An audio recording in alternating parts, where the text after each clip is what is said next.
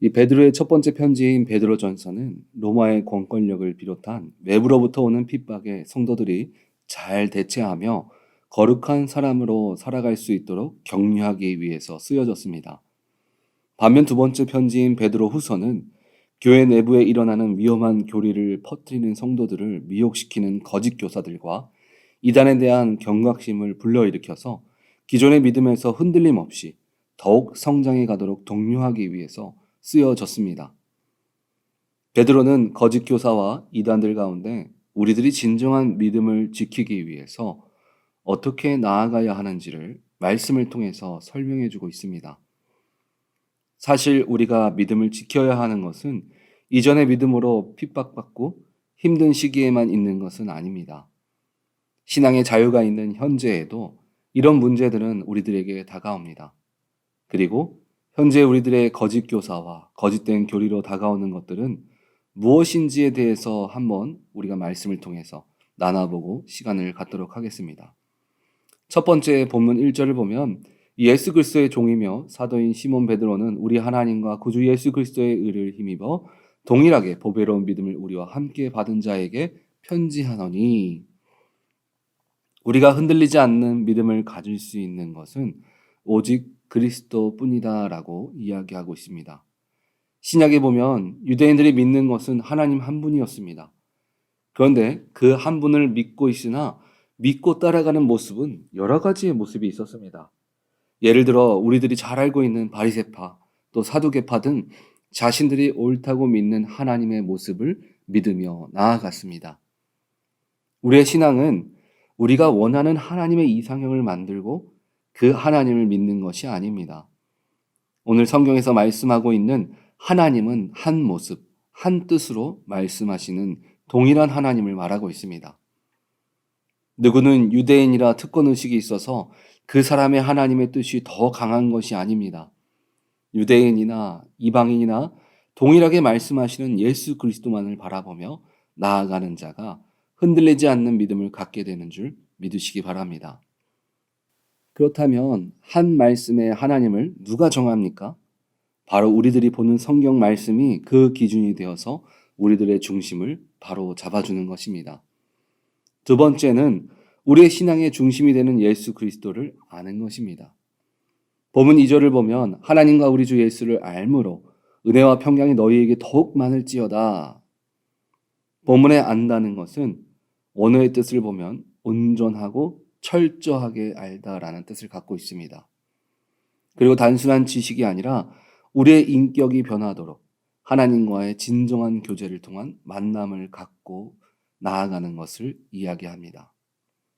한마디로 주님만이 나의 구주이심을 믿고 그 주님과 친밀한 교제를 통해서 내가 변화되어서 흔들리지 않는 믿음을 가지라고 이야기하는 것입니다. 그렇다면 우리들이 믿음을 바로 잡지 않았을 때 어떤 신앙의 모습들이 나타나게 될까요? 본문 4절은 이렇게 얘기합니다. 이로써 그 보배롭고 지극히 약속을 우리에게 주사 이 약속으로 말미암아 너희가 정욕 때문에 세상에서 썩어질 것을 피하여 신성한 성품에 참여하는 자가 되게 하려 하셨느니라. 우리가 바른 신앙을 갖지 못할 때 정욕이 앞서는 신앙생활을 하게 됩니다. 세상을 살아가는데 필요한 일반적인 욕구, 먹을 것, 입을 것, 쓸 것만을 위한 삶을 살아가게 되는 것입니다. 그리고 정욕이라는 단어를 원어는 욕망, 탐심, 욕심 등으로 번역해서 사용합니다. 저희가 수요 예배를 통해서 이 사도행전 3장 말씀에 성전 미문에 앉아있던 안진뱅이에 관한 말씀을 보았습니다.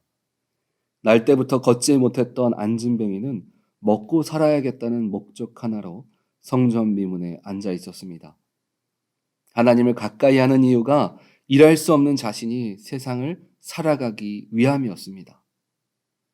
우리도 마찬가지입니다. 내 사업이 잘 되고 내 자녀가 잘 되고 많은 돈을 벌고 현재 생활을 유지하기 위한 욕구가 앞서는 삶을 위해서 신앙생활을 하는 경우들이 있다는 것입니다. 그런데 성경은 이런 신앙을 썩어 없어질 것이라고 이야기합니다. 썩어 없어진다는 것은 육신적인 썩어 없어진 뿐이 아니라 정신적, 도덕적, 부패까지도 포함하고 있습니다.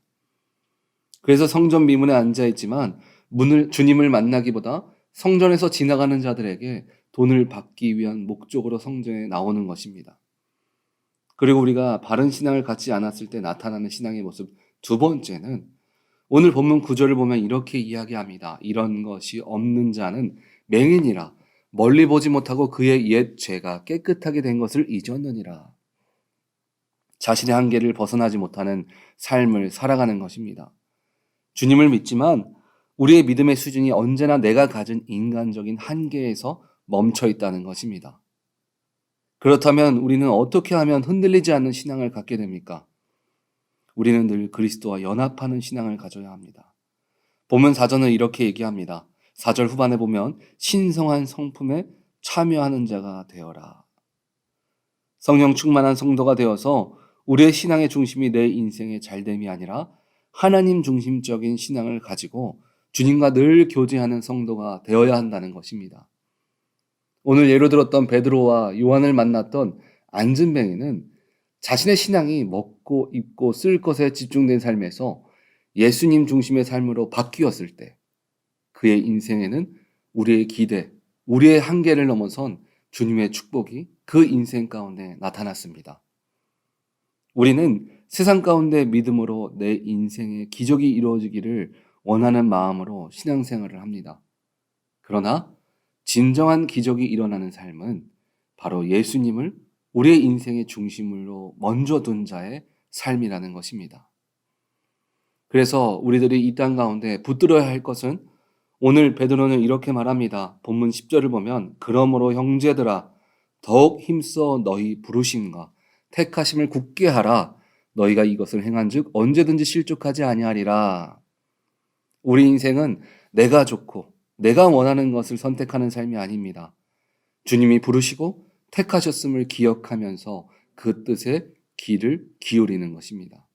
나의 택함과 부르심이 어디에 있는지 늘 발견하는 삶을 살아가야 하는 것입니다. 주님이 택함과 부르심이 앞서는 삶이라는 것은 내 중심의 삶이 아니라 주님이 내 인생의 늘 주인 되는 삶을 선택하는 것입니다. 주님이 지금 이 자리에서 내가 무엇을 하기 원하실까? 주님이 지금 내가 이 어려움 가운데 무엇으로 이겨나가길 원하실까? 하면서 늘 두드리고 내게 주어진 환경 속에서 나의 택함과 부르심이 무엇인지를 분별하는 삶으로 살아가는 것입니다. 결국 그렇게 잘 먹고 잘 살기를 원했던 정욕적 삶보다 주님의 부르심과 택함을 선택하는 삶이 안전뱅이가 그날 먹을 돈을 얻는 것보다 일어나 걸음으로 더 큰 축복을 받은 것처럼 그런 인생이 우리들에게 임할 줄 믿습니다. 우리 오렌지 한인교회 성도님들은 내가 입고 먹고 쓸 것이 앞서는 삶보다 주님으로 주님의 부르심과 택함을 늘 먼저 생각하고 선택함으로 우리의 생각보다 크게 역사하시는 주님의 은혜를 누리시기를 주님의 이름으로 축원드립니다. 아멘.